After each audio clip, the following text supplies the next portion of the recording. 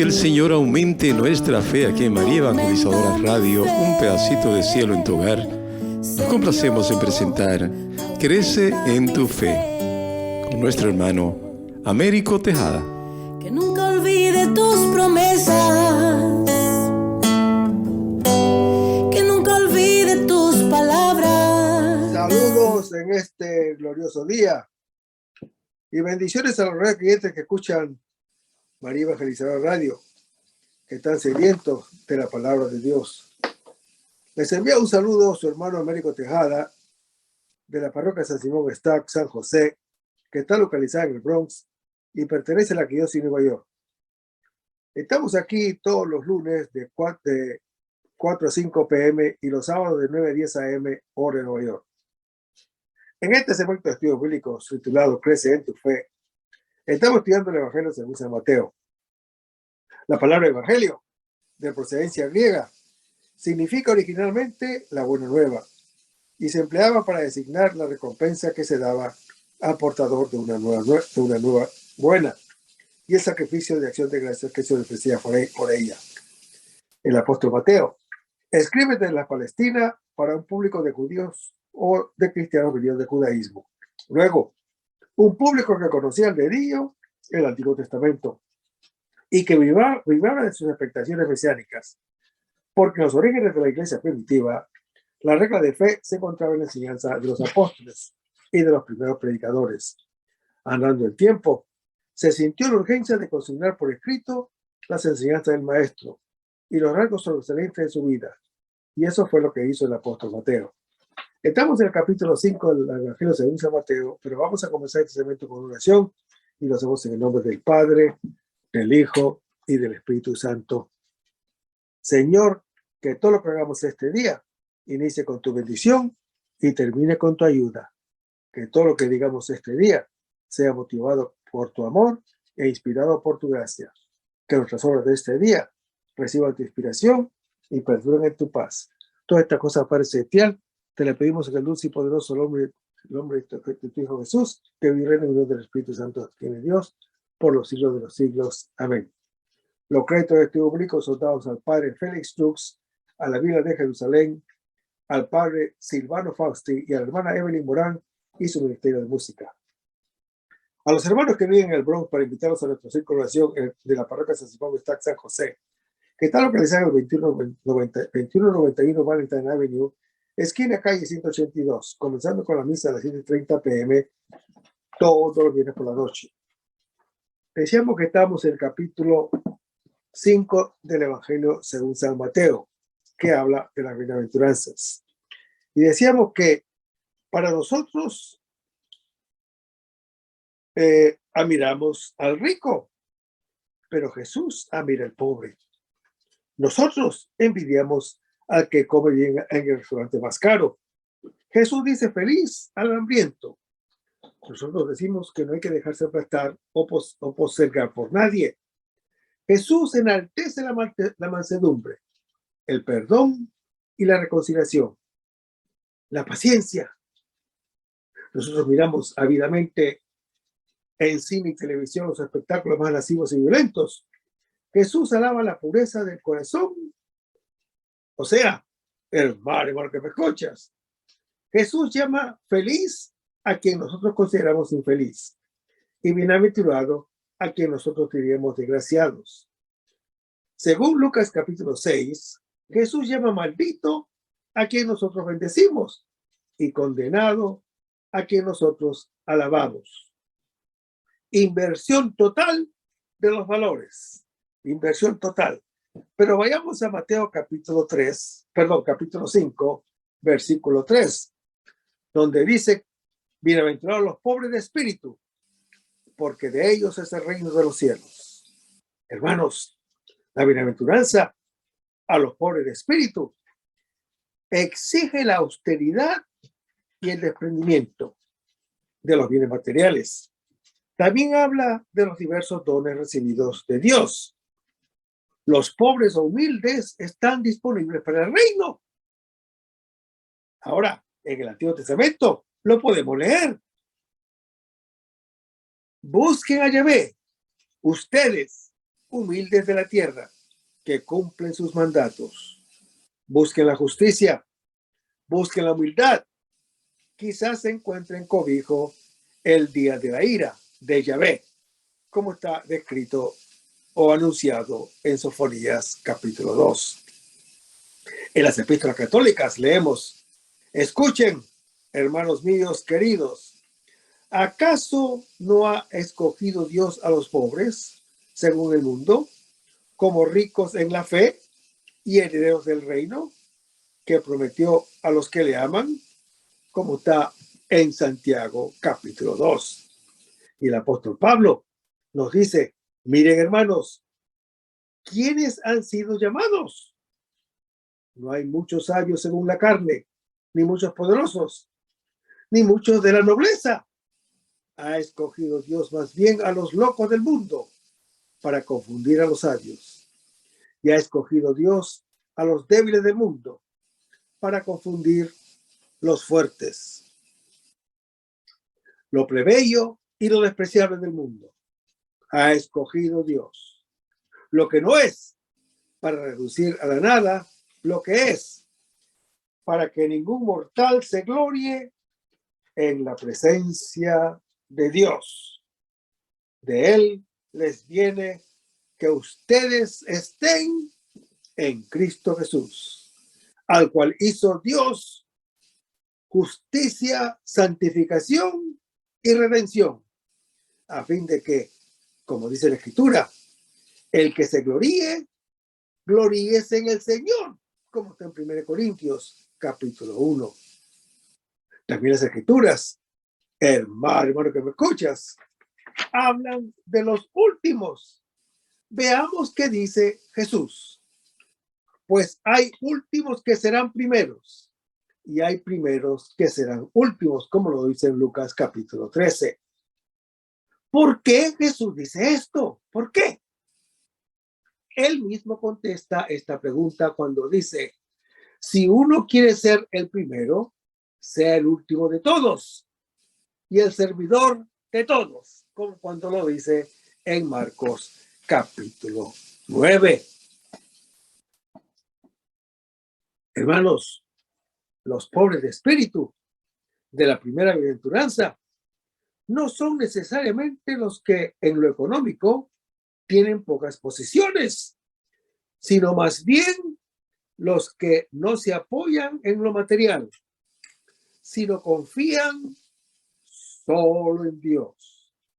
Los que se sienten indefensos ante la maldad y la violencia con que el mundo los trata y que solo esperan en el Señor. Esto, hermano que me escuchas, va contra todo el materialismo moderno que cree que con solo las fuerzas humanas, que son el dinero, que es la ciencia, que es la técnica, que es el gobierno, la influencia, el ejército, aviones, se puede arreglar las cosas, pero que se olvida de lo que Cristo dijo. Sin mí no podéis hacer nada, como lo dice Juan capítulo 15. Esta actitud moderna crea muchas psicosis y ansiedades, mientras el que echa toda su preocupación en el Señor, por él será sustentado, como lo dice el Salmo 55.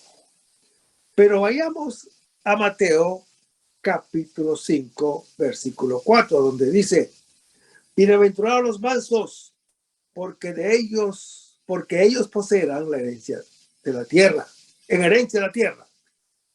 Hermanos, los mansos son aquellos que, a imitación de Cristo, mantienen el ánimo sereno, mantienen el ánimo humilde y firme en las adversidades, sin dejarse llevar por las iras del abatimiento.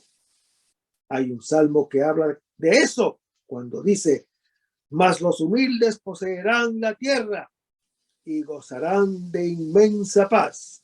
Lo anuncia el Salmo 37. Y tenemos el ejemplo hermoso de Abraham cuando le dice: pues bien, toda la tierra que ves, te la daré a ti y a tu descendencia por siempre. Levántate, recorre el país a lo largo y a lo ancho, porque a ti te lo he de dar, como está en Génesis capítulo 13. Hermanos, los mansos de la segunda bienaventuranza son casi idénticos con esos pobres, pues son los que no pagan violencia con violencia, injusticia con injusticia, golpe con golpe, sino que se dejan golpear, no por ser blanditos, sino para imitar a aquel que dijo: aprended de mí, porque soy manso y humilde de corazón, como lo dice en Mateo capítulo 11. Son los humildes, son los pacientes, son los callados, son los aguantados, los que no buscan venganza, los flexibles, que no reclaman nada para sí, sino que ceden gustosamente ante los demás. Hermanos, aquí Jesús alaba la no violencia, enseñanza seria para nuestra época brutal y violenta, en que aún los creyentes sinceros se sienten tentados a seguir las tácticas de la violencia para lograr sus propósitos cristianos. Jesús alude aquí al Salmo 37, donde dice: los mansos poseerán la tierra y gozarán de inmensa paz. Hermanos, un salmo que alaba a los que no quieren pagar con violencia a los violentos. Este salmo también nos orienta sobre qué se entiende aquí por poseer la tierra. Alude a la promesa hecha a Abraham de una tierra prometida, que no es esta tierra material, como equívocamente piensan los testigos de Jehová, sino la tierra de promisión del cielo, según explica la escritura en Hebreos capítulo 11, versículo 8 al 16, donde dice: por la fe, Abraham fue llamado por Dios, obedeció y salió para el lugar que había de recibir en herencia, y salió sin saber a dónde iba. Por la fe, peregrinó hacia la tierra prometida como extranjero, habitando en tiendas, lo mismo que Isaac y Jacob, coherederos de las mismas promesas, pues esperaba la ciudad asentada sobre cimientos, cuyo arquitecto y constructor es Dios. Por la fe, también Sara recibió, aún fuera de la edad apropiada, vigor para ser madre, pues tuvo como digno de fe al que se lo prometía, por lo cual también en de uno solo y ya marcado por la muerte, nacieron hijos numerosos como estrellas del cielo, incontables como la arena de las playas. Hermanos, en la fe murieron todos ellos, sin haber conseguido el objeto de las promesas, viéndolas y saludándolas desde lejos, y confesándose peregrinos y forasteros sobre la tierra. Los que aquí hablan claramente dan a entender que van en busca de una patria, pues si pensaban en lo que habían abandonado, podían volver a ella. Por el contrario, hermano que me escuchas, aspiran a una mejor, a la celestial. Por eso, Dios no se avergüenza de ser llamado su Dios, pues le tenía preparada una ciudad. Hermanos, en el Antiguo Testamento, entre todos los ejemplos de fe, destaca el de Abraham, como está en Génesis capítulo 12. Él es un caso ejemplar que pone de relieve la constancia del plan de Dios. Él es el reconocido como justo por haber creído a las promesas divinas, cuando todavía era un incircunciso, un sin ley. De esta forma, hermano que me escuchas, Abraham es padre de todos los creyentes, es decir, de todos los que son justificados por la fe, según lo dice el apóstol Pablo en su epístola a los Gálatas, capítulo 3. Hermanos, obediencia en la fe es someterse libremente a la palabra escuchada, porque su verdad está garantizada por Dios, la verdad misma. Por eso Dios, cuando hizo su promesa a Abraham, como no tenía nadie superior a él por quien jurar, juró por sí mismo diciendo: ciertamente llenaré de bendiciones y te multiplicaré sin medida. De esta obediencia, Abraham es el modelo que nos propone la Sagrada Escritura. La Virgen María es la realización más perfecta de la misma. Pero en Hebreos capítulo 11 habla de una ciudad cuyo arquitecto y constructor es Dios. ¿Y dónde está esta ciudad? Veamos a las Escrituras. Luego vi un cielo nuevo y una tierra nueva, porque el primer cielo y la primera tierra desaparecieron, y el amor no existe, y el mar no existe ya. Vi la ciudad santa, la nueva Jerusalén, que bajaba del cielo de junto a Dios, engalanada como una novia adornada para su esposo. Y oí una voz fuerte que decía desde el trono: esta es la morada de Dios con los hombres. Pondrá su morada entre ellos, y ellos serán su pueblo, y él, Dios con ellos, será su Dios.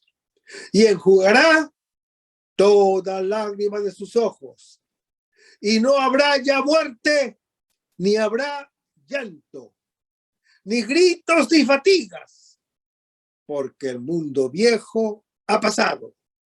Entonces vino uno de los 7 ángeles que tenían las 7 copas, llenas de las 7 últimas plagas, y me habló diciendo: ven, que te voy a enseñar a la novia, la esposa del Cordero. Me trasladó en espíritu a un monte grande y alto, y me mostró la ciudad santa de Jerusalén, que bajaba del cielo de junto a Dios, y tenía la gloria de Dios. Su resplandor era como el de una piedra muy preciosa, como jaspe cristalino, como está relatado en Apocalipsis capítulo 21. Y leemos que una de las bienaventuranzas dice: los que lloran. Hermanos, en la tercera bienaventuranza serán ciertamente todos los que sufren, pues por Jesús han sido santificados todo sufrimiento, pero especialmente son los que lloran por sentir sincero arrepentimiento de sus pecados. Jesús alude aquí a Isaías 61, donde los que lloran son los israelitas en el desierto que hacen penitencia por sus pecados del pasado y que por eso son consolados con la promesa de que Dios los perdona y les anuncia su próxima liberación. Luego, hermano que me escuchas, aquí también Jesús promete su consuelo a los que se arrepienten de corazón, que no buscan pretextos o subterfugios para excusar sus faltas, sino las admiten con dolor y piden perdón con confianza en la bondad del Señor, que es misericordioso.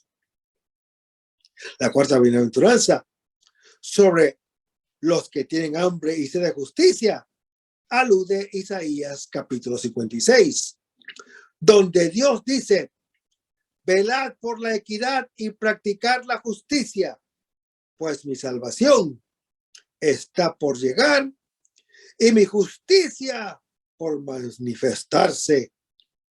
Hermanos, aquí vemos los dos sentidos que tiene el rico concepto bíblico justicia.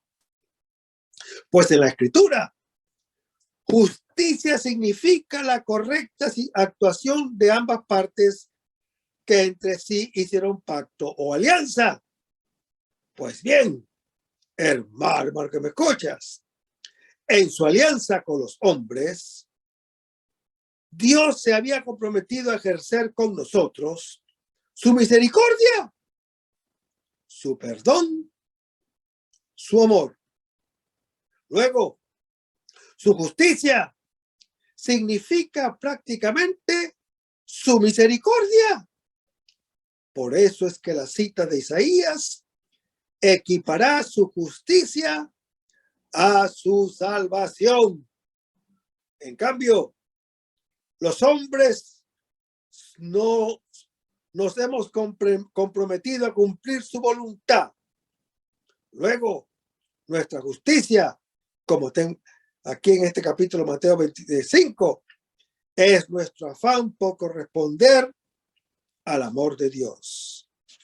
Por eso dice Jesús aquí: los que suspiran esforzadamente por cumplir la voluntad de Dios, que son los que tienen hambre y sed de justicia, serán saciados por la justicia del Señor, es decir, por su amor, por su salvación y por su perdón.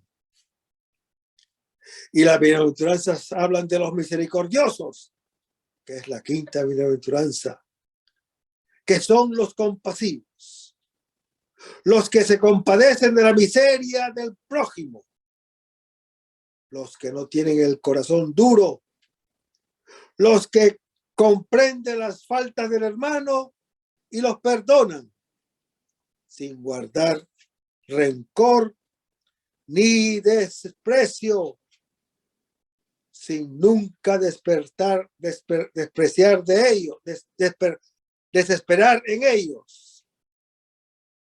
Ellos encontrarán de parte de Dios esa misma o aún mayor actitud de compasión o de benevolencia y de misericordia. Según Jesús promete: si vosotros perdonáis a los hombres sus ofensas, os perdonará también vuestro Padre Celestial.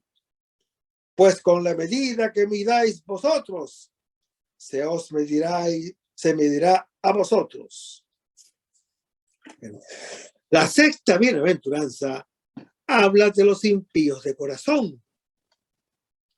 ¿Se refiere solo esto a la pureza sexual?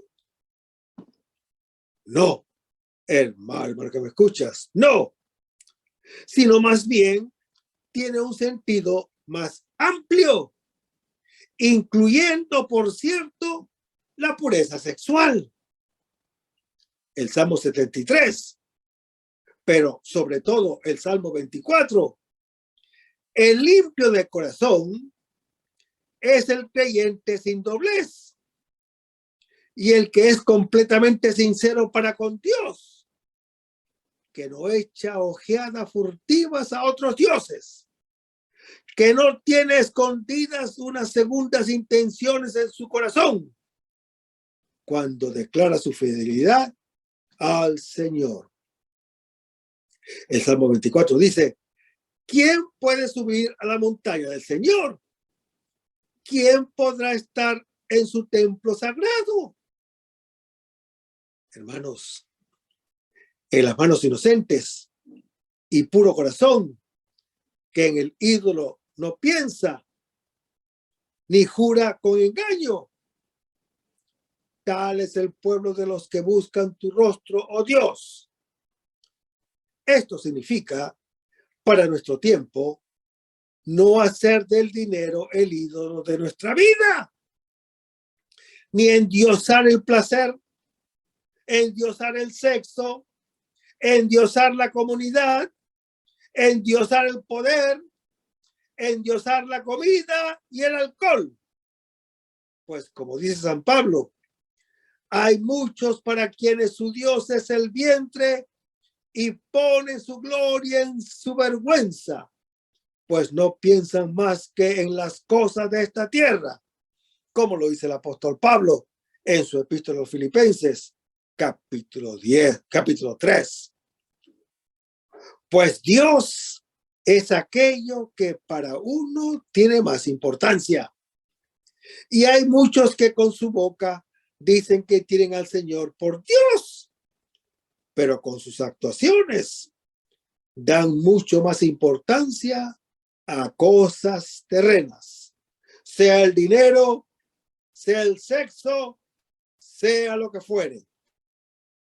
Esos son falsos creyentes e insinceros, son idólatras, a pesar de lo que dicen con la boca. Contra esa insinceridad dirige Jesús esta bienaventuranza. Vayamos a Mateo capítulo 5, versículo 8, donde se lee: bienaventurados los limpios de corazón, porque ellos verán a Dios. Hermanos, la raíz de la calidad de los actos humanos está en el corazón, es decir, en el interior del creyente. El corazón es considerado como el resumen y la fuente, la expresión y el fondo último de los pensamientos, de las palabras, de las acciones. En el lenguaje del Antiguo Testamento, ver a Dios significa tener relación estrecha con Él. Esa capacidad la otorga la virtud de la santa pureza, la limpieza de corazón. Y la séptima bienaventuranza habla de los que hacen las paces. Jesús mismo aclara su sentido después, cuando dice: amar a vuestros enemigos y rogad por los que os persigan, para que seáis hijos de vuestro Padre Celestial, que hace salir su sol sobre buenos y malos, y da su lluvia sobre justos e injustos. Hermanos, esta bienaventuranza puede estar inspirada en el Salmo 34, que en parte dice: guarda tu lengua de hablar el mal y tus labios de decir la mentira. Apártate del mal y obra el bien. Busca la paz y corre tras ella. Hermanos, este salmo está escrito contra el vicio de hablar mal del prójimo, lo cual suele amargar las amistades y sembrar división y rencillas entre los creyentes. Santiago, en su carta, el capítulo 3, llama la lengua un mal turbulento, lleno de veneno mortífero, un fuego, un mundo de iniquidad que, encendida por el infierno, prende fuego a toda la sociedad, como una pequeña llama destruye un gran bosque. Hermanos, Jesús aquí busca todo lo contrario. La lengua no ha de separar, sino de unificar a los creyentes, reconciliarlos y hablar el bien de ellos, no el mal.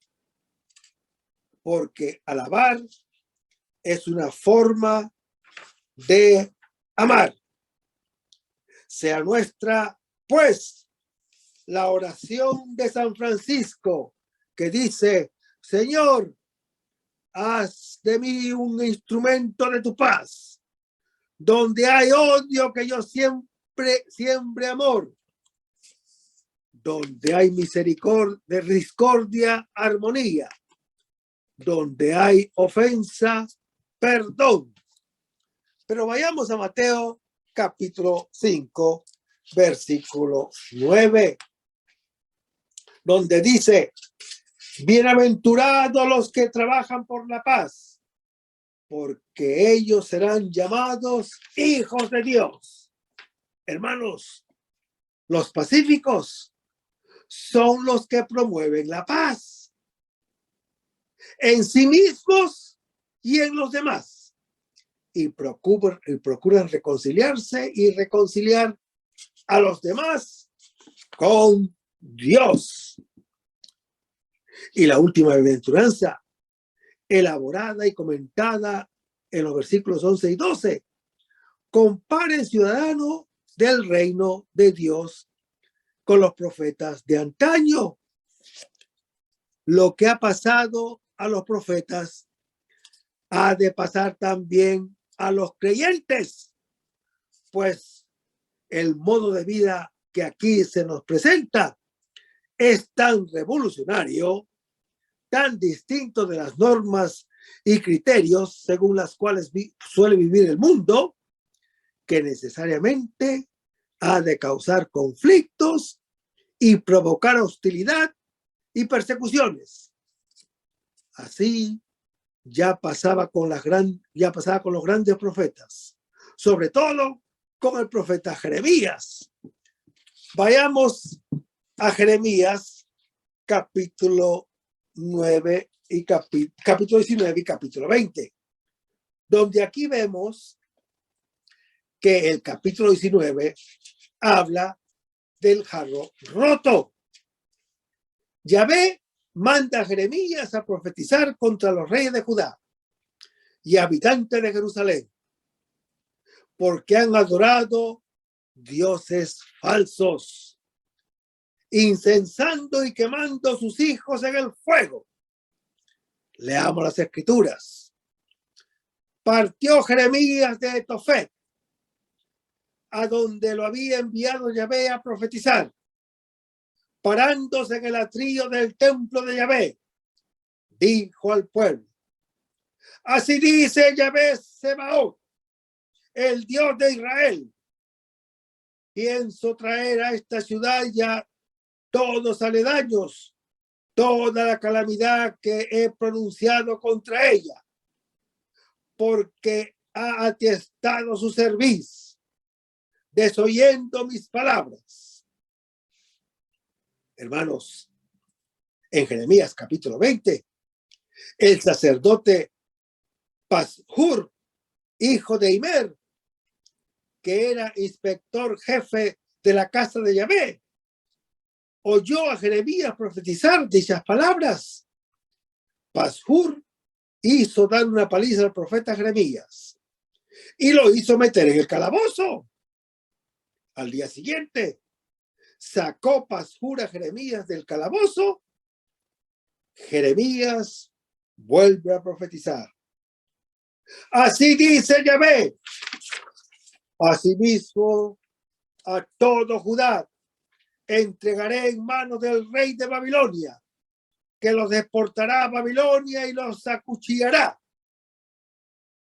Hermanos, en Jeremías 21, el rey de Judá, Sedecías, manda unos emisarios donde el profeta Jeremías con este mensaje: Ea, consulta de nuestra parte a Yahvé, porque el rey de Babilonia, Nabucodonosor, nos ataca, a ver si nos hace Yahvé un milagro de los suyos, y aquel se retira de encima de nosotros.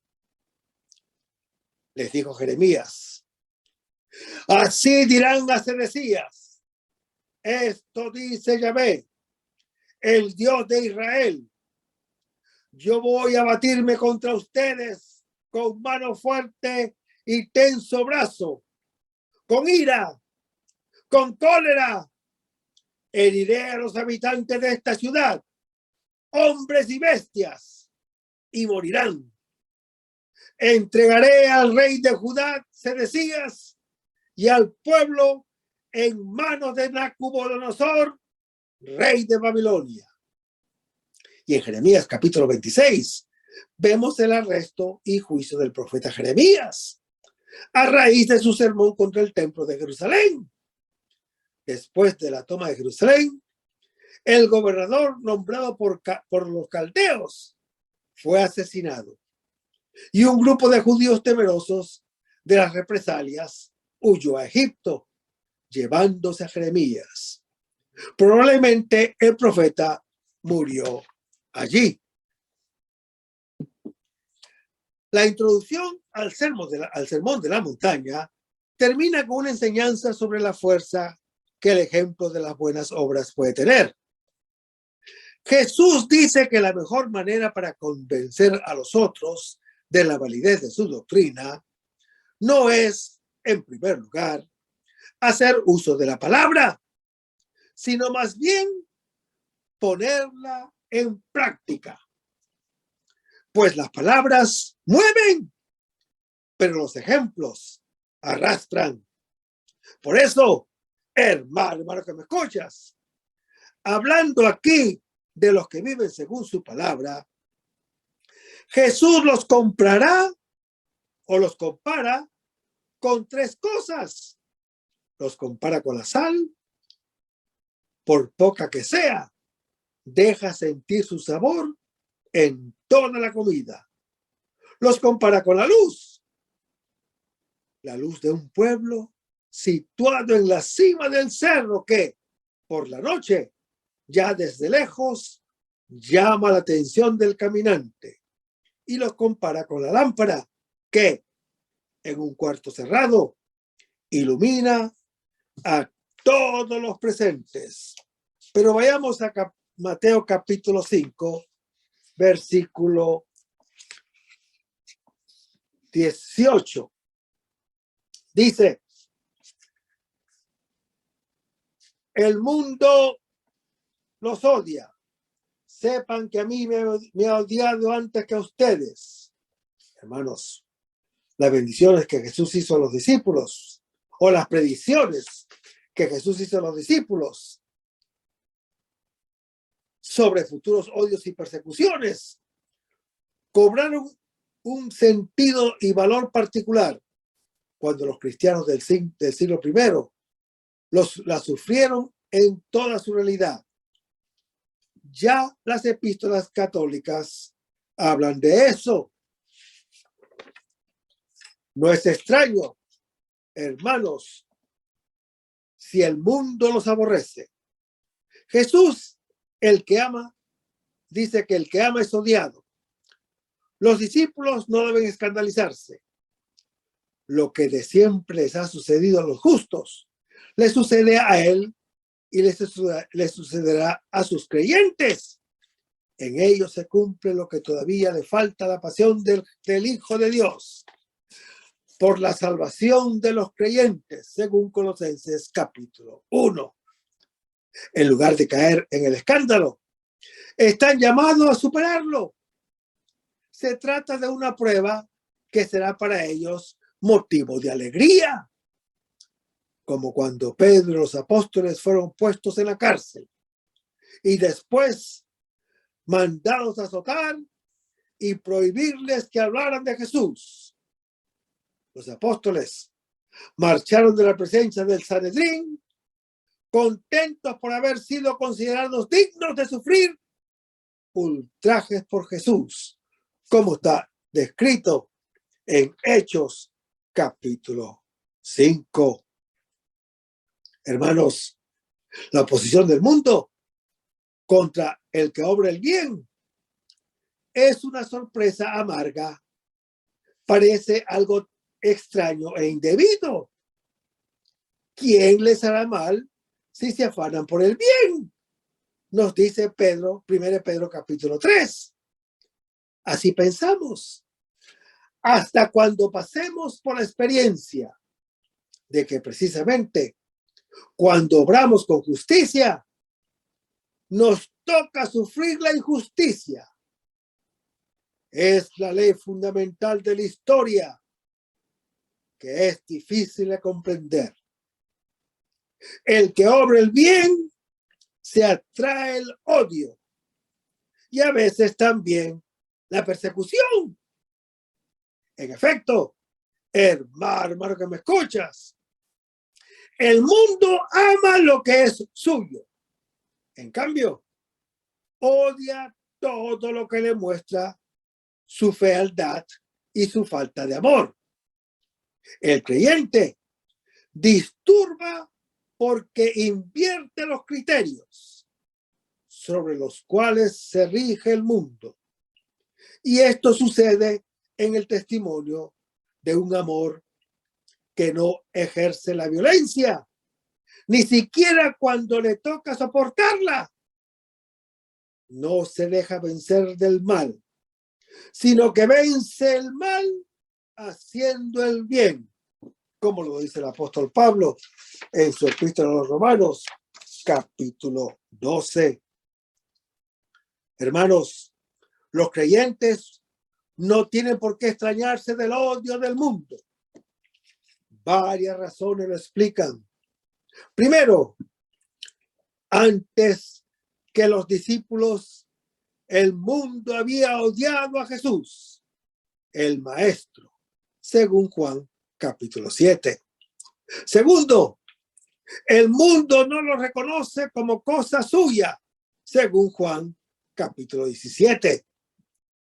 El pensamiento es que los creyentes sean arrancados del mundo donde el pecado reina, sino que elegidos dentro del mundo son enviados para cumplir una misión que molesta al mundo y que éste no quiere tolerar, como lo dice 1 Juan capítulo 4. Tercero, los siervos deben correr la misma suerte del Señor, según está anunciado en Marcos capítulo 10. A él lo persiguieron, ellos también serán perseguidos, y sus palabras recibirán el mismo rechazo o la misma aceptación. Cuarto, todo eso lo sufrirán los creyentes por el nombre que está sobre todo nombre, que es el nombre de Jesús. La frase por mi nombre, que ordinariamente significa a causa de mí, por razón de mí, en el cuarto evangelio tiene un sentido superior, a saber, Jesús ha recibido del Padre el nombre divino. Por eso, en diferentes ocasiones, se ha llamado Yo soy, según Juan capítulo 8, siendo él lo que Dios mismo es, lo ha revelado al mundo para que el mundo no lo ha aceptado. Los creyentes continúan esa misma tarea reveladora y sufren el mismo rechazo. Quinto, la razón última de todo ello la da Jesús cuando dice, porque no conocen al que me envió. Y en Juan capítulo 16 repetirá, Harán esto porque no conocieron al Padre ni a mí. Hermanos, el conocimiento del Padre y de Jesús, que llevan el mismo nombre divino, que es yo soy, es correlativo. Quien conoce al Padre, conoce a Jesús. Y quien no conoce a Jesús, no conoce al Padre. Como para ir a Jesús, se necesita la atracción del Padre. Y para ir al Padre, es preciso ir por Jesús, según lo anuncia Juan capítulo 6. Por el motivo porque los fieles han de hacer las obras buenas y así necesariamente han de llamar la atención de los demás. No es el propio honor y gloria como lo hacían los fariseos, a quienes Jesús, por esa razón, critica duramente en Mateo capítulo 6, sino para que sea glorificado el Padre Celestial, que obra estas maravillas en sus hijos, porque en su gracia es la que realiza estas buenas obras en todos nosotros, como lo anuncia Efesios capítulo 2. Pero leamos ahora Mateo capítulo 5, versículo 17 al 20, donde leemos: no pensáis que he venido a abolir la ley de los profetas. No he venido a abolirla, sino a darle cumplimiento. Porque os lo aseguro, mientras duren el cielo y la tierra, no dejará de estar vigente ni una i o una tilde de la ley, hasta que todo se cumpla. Por lo tanto, el que traspase uno de estos mandamientos más pequeños y lo enseñe así a los hombres, será tenido por el menor en el reino de los cielos. Pero el que cumpla y enseñe será tenido por grande en el reino de los cielos. Porque yo os digo que si vuestra justicia no es mayor a la de los escribas y fariseos, no entraréis en el reino de los cielos. No he venido a abolir, sino a dar cumplimiento, dice Jesús. Cumplimiento a la ley mosaica y a los profetas, dice Jesús. En efecto, la ley mosaica es buena. Ordena lo que hace crecer la vida y prohíbe lo que la disminuye. Los profetas, hermano que me escuchas, por su parte, apelan a ella, denuncian las transgresiones y prometen un corazón nuevo y un espíritu nuevo que nos haga caminar por el camino de Dios. Pero la ley mosaica no salva a ninguno. El hombre, después del pecado, por impericia y engaño, considera que el bien es un mal y el mal es un bien. Cuando se da cuenta que se ha equivocado y al tratar de justificarse, vuelve a equivocarse. Finalmente, la transgresión se convierte en hábito, casi un imperativo, una coacción a hacer lo que está velado y a vedarse lo que está mandado. Es la esclavitud del vicio, tan difícil como importante para los que la admitamos. Ahora, paradójicamente, hermano que me escuchas, la ley mosaica con sus prohibiciones y mandatos le permite al pecado que exprese su poder negativo y le indica qué ha de hacer por expresarse en los pecados. La ley mosaica en sí es buena, pero sirve para las transgresiones, como está en Gálatas capítulo 3. Sirve, en último análisis, para estimular el apetito del pecado y hacer salir el veneno que está en nosotros. La ley, al mismo tiempo, provoca, acusa y castiga la pecaminosidad de todos que de todos modos existe y actúa como carcelero, actúa como pedagogo y actúa como tutor del hombre. Al ser puesta como tutela de la vida a causa del pecado, no hace sino dar muerte. Y el resto, hermano que me escuchas, lo vamos a ver en el próximo segmento. Vamos a despedirnos con una oración y lo hacemos en el nombre del Padre, del Hijo y del Espíritu Santo. Señor Jesús, ayúdanos a conservar el fervor espiritual, la dulce y confortadora alegría de evangelizar, incluso cuando hay que sembrar entre lágrimas, como Juan el Bautista, como lo hicieron los apóstoles Pedro y Pablo y los otros apóstoles, y también esa gran multitud de evangelizadores que se han sucedido a lo largo de la historia de la Iglesia Católica, con un ímpetu interior que nada ni nadie sea capaz de extinguir. Señor Jesús, que sea esta la mayor alegría de nuestras vidas entregadas al Evangelio. Y ojalá que el mundo actual pueda así recibir la buena nueva de tu Evangelio, porque tenemos la tarea de anunciar el reino de Dios y de implantar tu iglesia en este mundo que todavía no te conoce. Todas estas cosas, Padre Celestial, te las pedimos en el dulce nombre de tu Hijo Jesús, que vive y reina en unión del Espíritu Santo, quien es Dios, por los siglos de los siglos. Amén.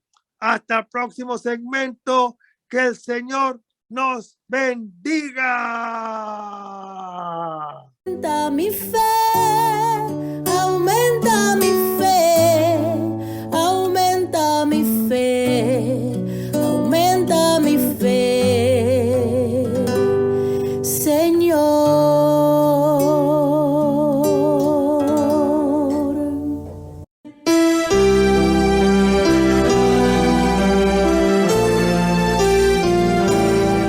María Evangelizadora Radio, una emisora 100% católica y llega a ti como un pedacito de cielo en tu hogar.